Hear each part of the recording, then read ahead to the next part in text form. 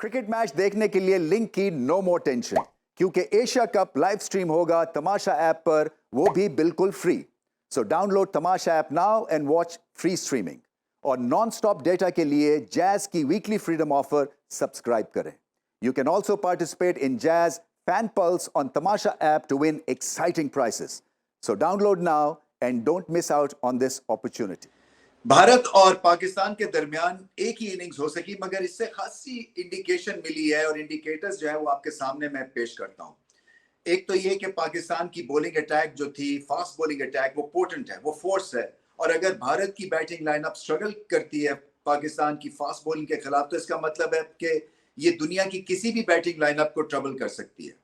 दूसरा इंडिकेटर ये है कि पाकिस्तान की जो स्पिन बॉलिंग डिपार्टमेंट है वो कमजोर है भारत की बैटिंग लाइनअप के सामने, क्योंकि वो जो स्टैट्स हैं वो पहली दफा बिल्कुल सॉलिड बैठे कि भारत की जो एवरेज स्कोर है अगेंस्ट पाकिस्तान स्पिन वो 400 से ज्यादा है, और पेस के अगेंस्ट जो एवरेज है वो 50 तक ड्रॉप डाउन हो जाती है।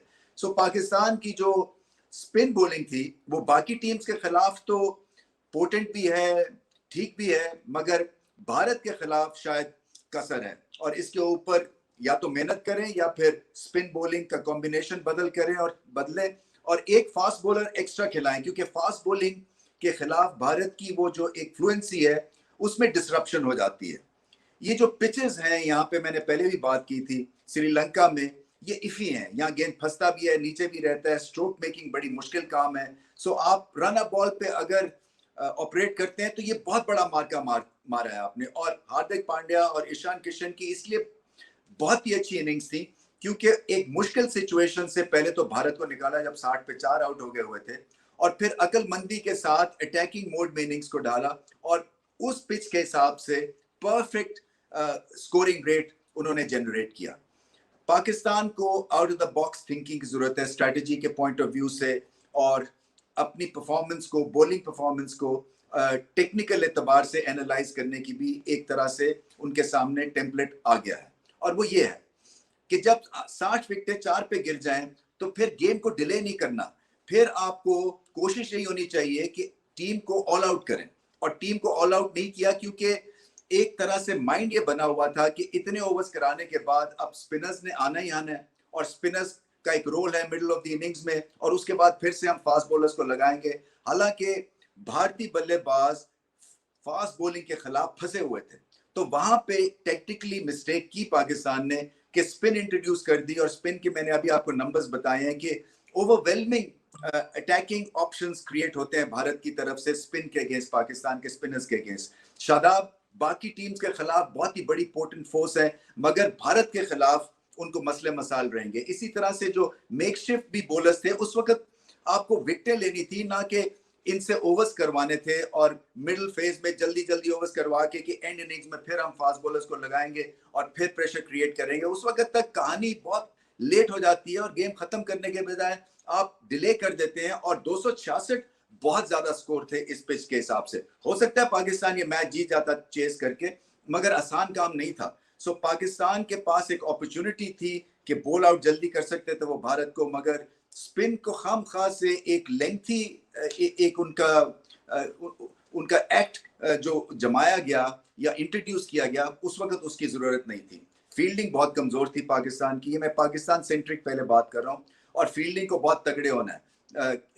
एक ऐसे लगा जैसे कि शेल में चली गई है जब वो पार्टनरशिप लगी ईशान किशन और हार्दिक पांड्या की, और वहां से निकलना है, इस तरह की सिचुएशन से बाहर आना है, क्योंकि पाकिस्तान ने आउटस्टैंडिंग फील्डिंग की है पिछले 2-2.5 महीने में। श्रीलंका में इन्हीं ग्राउंड्स के ऊपर बहुत शानदार फील्डिंग की है, कैचिंग लाजवाब थी। खैर कैचिंग इतनी बुरी नहीं थी, मगर ग्राउंड फील्डिंग ऐसी आउटफील्ड के ऊपर आपको बॉडी बॉल के पीछे रखनी पड़ेगी, फिर गेंद गीला भी हो जाता है, आपकी ग्रिप मुख्तलिफ बनती है जब आप गेंद को फील्ड कर रहे हो। तो फिर से मैं कहूंगा कि हार्दिक पांड्या और ईशान किशन बहुत बड़े इनिंग्स खेली और भारत को एक तरह से वापस वो इस मैच में लेके आए। भारत के प्रॉब्लम अब क्या है? भारत के प्रॉब्लम है शाहीन शाह अफरीदी, नसीम शाह, ये दो बॉलर्स खास तौर पे टकरेंगे आगे चल के, क्योंकि ये लेंथ बॉल करते हैं, गेंद को स्विंग करते हैं, और ये आइडियल पिचेस हैं जहां पे लेंथ आप बॉल करके और हरासा कर सकते हैं, खौफ पैदा कर सकते हैं बल्लेबाजों के जहन में और दिलों में।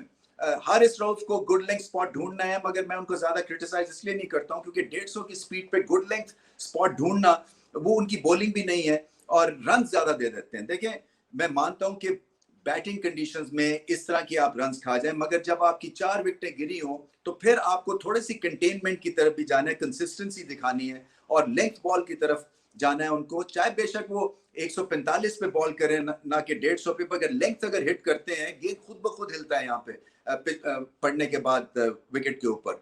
सो एक तो वो उनको करना है ठीक। भारत की जो टेक्निकल फ्लॉज है वो फिर से जो है वो एक्सपोज हुए हैं। इन स्विंग के ऊपर रोहित शर्मा को प्रॉब्लम है, इनसाइड एजेस यहाँ पे बहुत लगेंगी। विराट कोहली पूरी तरह से कमिटेड नहीं थे, सो उनकी जल्दी विकेट से पाकिस्तान को नेक्स्ट टाइम के लिए बहुत हौसला और हिम्मत मिलेगी कि उनको भी आउट किया जा सकता है विराट कोहली को। और ये विराट कोहली की टाइप की पिचेस नहीं है, हार्ड हैंड से ड्राइव करने वाली ये पिचेस नहीं है। यहाँ पे आपको सॉफ्ट हैंड्स के साथ और केयरफुली जो है अपनी इनिंग्स की को शुरू करना है। इसी तरह से जो श्रेयस अय्यर है उनको शॉर्ट बॉल की प्रॉब्लम है और शॉर्ट बॉल आजमाया गया जो कि अच्छी टैक्टिक्स है। मैं समझता हूँ हार्दिक पांड्या के अगेंस्ट भी शॉर्ट बॉल आजमाना चाहिए क्योंकि वो भी रिस्क चांस लेते हैं शॉर्ट बॉल के अगेंस्ट और उतने फ्लुएंट नहीं है जितने कि हाफ वॉली के अगेंस्ट है। ईशान किशन भी पुल शॉट खेलने के ख्वाहिशा होते हैं, मगर ईशान किशन ने बहुत ही टाइट इनिंग्स खेली और कई जो विकेटें भारत ने लूज की वो लूज शॉट से भी की, outside the off stump wide ball को चेस किया। वो इसी वजह से कि प्रेशर क्रिएट हो गया और प्रेशर में जो है वो ऐसे लगा जैसे थोड़े से रस्टी है लेट मिडल ऑर्डर। मगर बुमराह ने अच्छी बैटिंग की और वहां पे पाकिस्तान को जब 7 या 8 विकेटें गिर गई थी वहां पे एक्स्ट्रा रन्स नहीं करवाने चाहिए थे। तो ये वो चीजें हैं जो कि खामियां हैं और खूबियां हैं जो मैंने डिस्क्राइब की हैं। पाकिस्तान ओवरऑल रीजनेबली खुश होंगे। एक फॉर्मिडेबल बैटिंग लाइनअप को एक तो 266 पे ऑल आउट किया और अपने लिए एक आउटसाइड चांस बनाया था उन्होंने कि वो मैच जीत सकते थे। कॉम्बिनेशन की तरफ से फिर से ध्यान पाकिस्तान को देना पड़ेगा कि शायद एक फास्ट बॉलर एक्स्ट्रा खिलाना पड़े भारत के खिलाफ, क्योंकि कोलंबो में अगला मैच और कोलंबो की पिच इससे भी गई गुजरी है, वहां गेंद रुकता है, टेक ऑफ भी करता है, बैटिंग कंडीशंस अच्छी नहीं है, बॉलिंग कंडीशंस है, मगर स्पिनर फिर भी आसान है वहां पे काबू करना कंपेयर टू फास्ट बॉलिंग। तो कोशिश यही होनी चाहिए पाकिस्तान की कि कंडीशंस को सामने रखते हुए और भारत की जो एक सुप्रीमेसी है अगेंस्ट पाकिस्तान स्पिन बॉलिंग उसको सामने रखते हुए पाकिस्तान शायद एक फास्ट बॉलर उनको खिलाने की जरूरत है। बट ओवरऑल मजा किरकिरा हो गया, लोग भी आए हुए थे, बारिश जो थी वो रिपोर्टेड थी होनी थी और हो गई। और ये ऑफ सीजन है श्रीलंका में, मगर अब ऑफ सीजन और ऑन सीजन रहा नहीं है, इतनी ज्यादा क्रिकेट हो रही है कि ऑफ सीजन पे भी आपको क्रिकेट खेलनी है। बट मैच जो है वो मजेदार हो सकता था अगर पूरा होता। चले अब चलते हैं Lipton strong performance of the match की तरफ।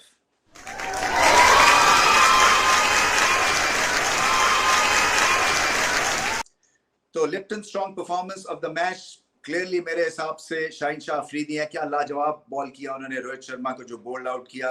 रोहित शर्मा के एक मेंटल ब्लॉक आ गया है इन स्विंगिंग बॉल और एंगल के ऊपर, लेफ्ट आर्म जो शाहीन शाह अफरीदी करते हैं और बार बार वो आउट कर रहे हैं, चाहे वो साल के बाद खेले 6 महीने के बाद खेले। ऐसा लगता है कि ये एक बैड मेमोरी जो है वो उनके सिस्टम में जो है वो भरी हुई है, उसको निकालना है समहाउ, किसी ना किसी तरह से अपना फुटवर्क बेहतर करना है क्योंकि उनको पता है इस एंगल के साथ उन पे हमला होगा। सो एक तरह से लेम डक से हो गए हैं, साबित हो रहे हैं शाहीन शाह अफरीदी के खिलाफ। फिर विराट कोहली की बहुत बड़ी विकेट थी, विराट कोहली पूरी तरह से कमिटेड नहीं हुए उस एंगल पे और हाफ हार्टेड अटेम्प्ट था वो और इनसाइड एज लग के वो बोल्ड आउट हुए। और फिर जो हार्दिक पांड्या की विकेट ली शाहीन शाह अफरीदी ने स्लोअर बॉल के साथ, वो एक तरह से बहुत बड़ी विकेट थी क्योंकि अदरवाइज ऐसे लग रहा था कि भारत की 300 स्कोर कर जाएगा अगर हार्दिक पांड्या वहां पे रहते। तो वो बहुत ही एक इंपॉर्टेंट स्कैल्प थी। ओवरऑल अच्छे दिखे, रिदम में दिखे और एक लीड का रोल उन्होंने जो अपनाया हुआ है उससे मायूस नहीं किया अगेंस्ट फॉर्मिडेबल भारत की बैटिंग लाइनअप को सामने रखते हुए।